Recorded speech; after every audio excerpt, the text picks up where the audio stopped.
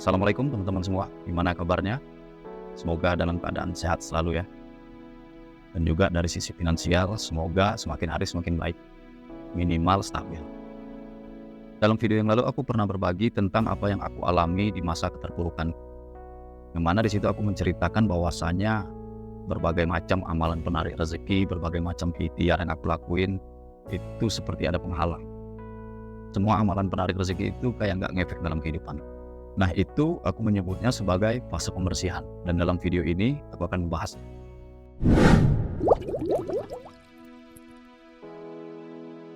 Yang aku maksud dengan fase pembersihan adalah fase di mana kita mendapat teguran dari Allah. Dan ini adalah masa-masa kita untuk membersihkan dosa-dosa yang kita perbuat di masa lalu. Contoh simpelnya gini, ada fase di mana kita memiliki hasrat yang begitu besar, ambisi yang begitu kuat, mimpi untuk mencapai sesuatu. Lalu kita beralih ke fase berikutnya, yaitu action atau ikhtiar habis-habisan. Ikhtiar semaksimal mungkin, dibarengi dengan berbagai macam amalan penarik rezeki. Lalu masuk ke fase berikutnya, fase keberhasilan.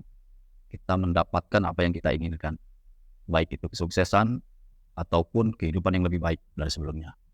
Lalu masuk lagi ke fase berikutnya, mengalami masa-masa keterpurukan, terjatuh kembali.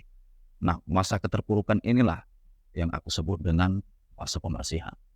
Fase pembersihan ini disebabkan oleh apa yang kita perbuat di masa lalu.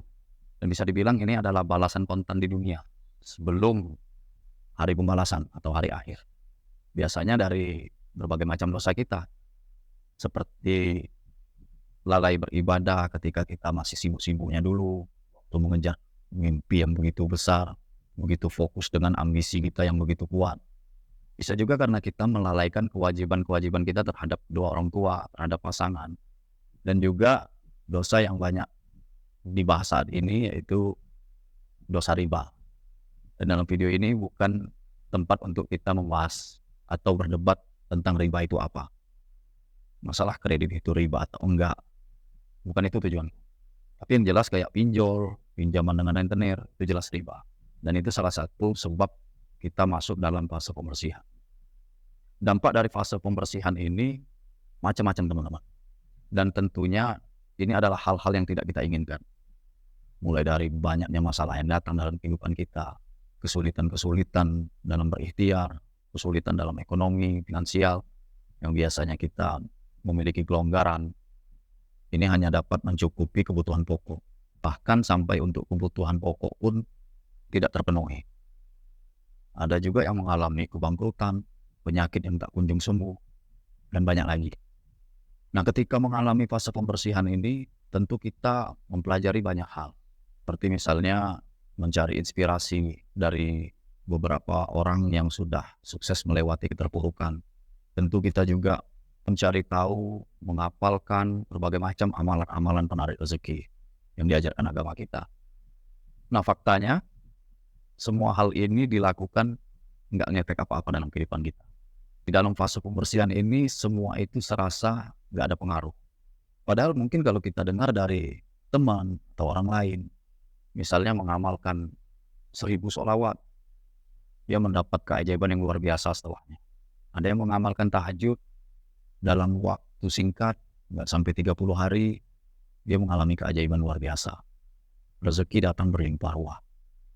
Tapi ketika orang-orang dalam fase pembersihan ini mencoba semua itu hasilnya nggak ngefek apa-apa. Karena apa? Karena kita masih ada penghalang tadi, dosa-dosa itu tadi. Dan banyak lagi dampak-dampak dari fase pembersihan ini. Misalnya kita menyesali apa yang telah berlalu, kita mengeluhkan keadaan apa yang kita lewati hari ini, kita mengkhawatirkan apa yang akan terjadi di masa depan. Biasanya itu yang selalu berputar dalam otak kita. Penyesalan di masa lalu, mengeluh atas keadaan hari ini, khawatir akan masa depan. Padahal itu sebenarnya pikiran kita sendiri yang menciptakan itu. Nah, karena berbagai macam dampak dari fase pembersihan tadi, kesulitan, keterpurukan, kebangkrutan, ngamalin berbagai macam amalan gak ngefek, kita menyesal, kita mengeluh, dan kita khawatir akan masa depan. Itu tentunya kita memiliki vibrasi yang buruk, vibrasi yang negatif. Yang mana kita tahu hukum getaran itu adalah menarik getaran yang serupa. Makanya aku bilang ini kayak lingkaran setan. Kita memiliki vibrasi yang negatif, vibrasi yang buruk, karena mengalami berbagai macam hal yang pahit, maka kita memancarkan energi yang buruk pula. Dan itu akan kembali lagi dalam kehidupan kita selanjutnya. Makanya orang yang nggak menyadari hal ini akan lama dalam fase pembersihan ini. Inilah salah satu tujuan aku membuat video ini, adalah untuk kalian yang masih mengalami fase pembersihan. Jangan terlalu lama berlarut-larut dalam kondisi ini. Karena itu seperti lingkaran setan. Kalau kita tidak segera keluar, kita nggak segera move on, maka kita akan selalu terpenjara dalam fase pembersihan ini. Dan itu bisa bertahun-tahun.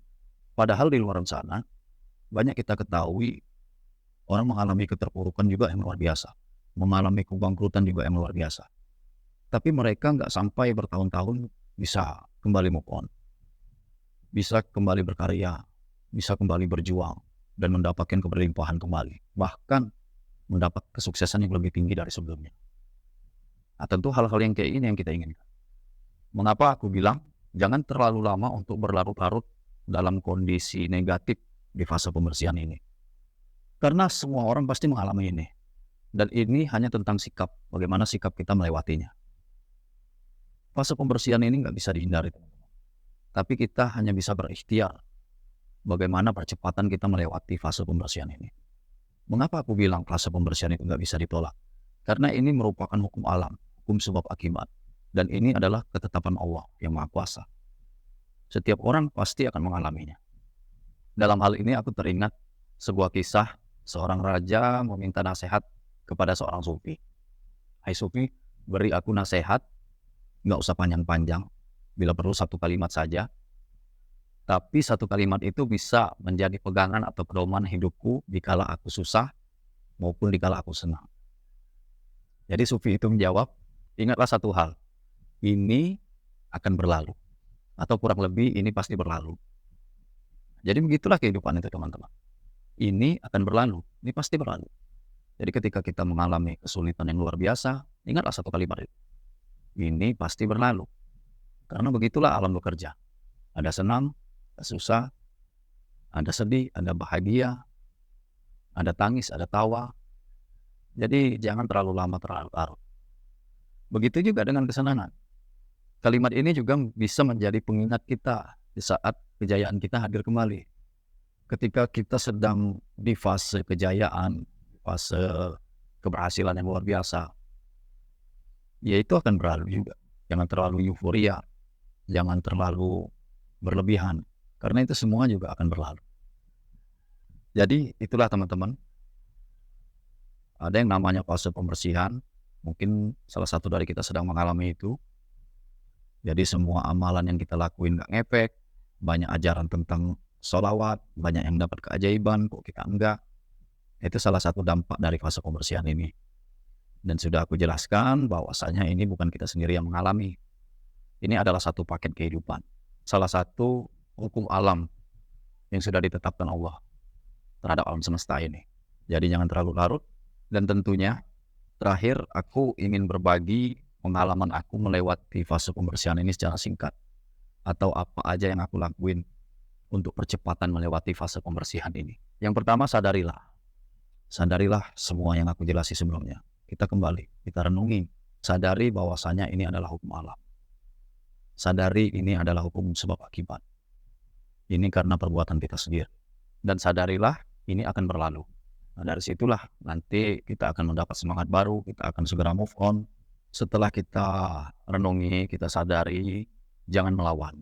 Contohnya gini, dalam kebangkrutan bisnis atau kebangkrutan usaha, kita sudah kehabisan modal, kita paksakan lagi, pinjam lagi ke sini. Yang ini juga nggak bisa nge-backup, nggak bisa mencukupi hutang sebelumnya. Cari lagi pinjaman, hutang lagi di sini, bahkan sampai maaf ke rentenir. Itu adalah salah satu contoh kita melawan. Kita sudah melawan yang padahal itu sendiri adalah balasan dari dosa-dosa kita sebelumnya. Jadi itulah kita harus ikhlas, jangan melawan. Kalau sedang dalam kondisi seperti itu, kita terima dulu. Karena apa? Karena ini adalah wujud dari perbuatan kita sendiri, karena dosa-dosa yang kita lakukan sendiri. Kalau makin kita melawan, tentu dampaknya juga akan semakin besar. Waktu fase pembersihannya akan semakin panjang, semakin lama. Setelah itu taubat, taubat yang benar-benar bertaubat, sungguh-sungguh, nggak mengulangi lagi semua yang kita perbuat di masa lalu, baik dari ikhtiar kita di dunia, dari sisi pekerjaan, dari segala aktivitas kita yang buruk, kita tinggalkan, kita menuju sesuatu yang baik. Dan apa-apa yang sudah kita sadari sebelumnya, baik dosa terhadap orang tua, dosa terhadap sesama, atau apalah yang dosa-dosa kita ingat yang dulu pernah kita lakukan, kita berkomitmen untuk menjadi pribadi yang lebih baik. Kita meminta ampun pada Sang Pencipta, minta maaf dengan sesama makhluk. Lalu setelah itu berjuanglah untuk berpikir dan bertindak secara positif. Kenapa aku bilang berjuang? Karena memiliki mental atau pikiran yang positif itu tidak mudah. Banyak hal yang membuat kita sering marah, sering kesal, kecewa, mengeluh. Banyak hal di sekitar kita membuat vibrasi kita itu negatif, vibrasi kita itu buruk. Makanya aku bilang di sini berjuang. Berjuanglah tetap memiliki mental dan pikiran yang positif. Karena ini adalah dasarnya. Sebelum kita melakukan ikhtiar yang lebih jauh, kita harus memiliki mental yang positif dulu. Setelah itu baru lakukan ikhtiar dengan maksimal. Misalnya kalau kita usaha, kita perbaiki lagi usaha kita dengan cara yang baik. Kita pelajari lagi berbagai macam strategi untuk meningkatkan omset usaha kita. Atau bagi yang sudah benar-benar terpuruk, mengalami kebangkrutan, bingung harus mau ngapain lagi, kita bisa berjuang atau berikhtiarnya dengan cara belajar. Belajar dan terus belajar. Mencari ilmu baru, skill baru, kemampuan baru. Juga bisa menyambung silaturahmi. Banyak-banyaklah atau sering-seringlah keluar rumah, bergaul. Mungkin dari situ nanti ada tukar pikiran, informasi. Dan kalau aku menyarankan, sebaiknya juga di pergaulan itu kita harus lebih memfilter. Kita mencari orang-orang yang memiliki vibrasi yang positif. Jangan justru kita ngumpul sesama orang yang sedang mengalami keterpurukan. Jadi sesama frekuensi negatif bertemu akan berdampak buruk dalam kehidupan kita. Kita sulit mendapat jalan keluar. Jadi carilah orang-orang yang memiliki energi yang baik, energi yang positif, vibrasi yang tinggi. Setelah kita melakukan semua itu, kita konsisten, berusaha sekeras mungkin, tidak lemah, tidak menyerah. Pokoknya setelah itu semua sudah kita lakukan dengan baik, barulah kita tunjang atau kita average dengan amalan-amalan menarik rezeki.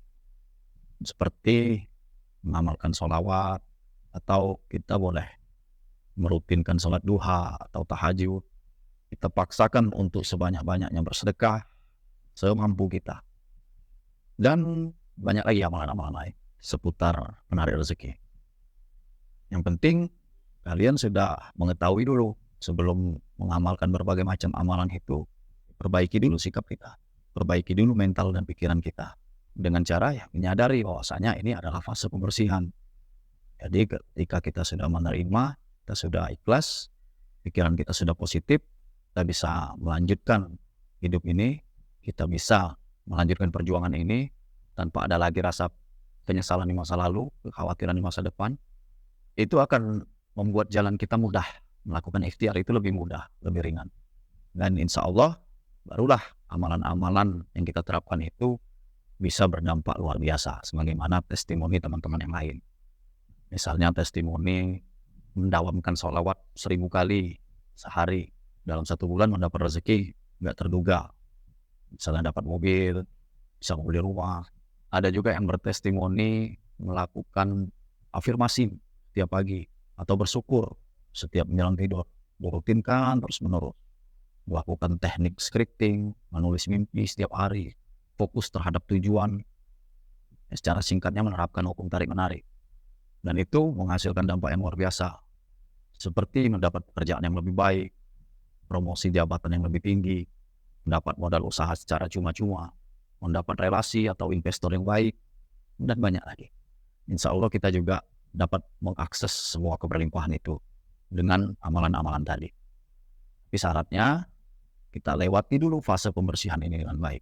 Insya Allah apa yang aku bahas ini bisa menjadi percepatan untuk kita semua melewati fase pembersihan.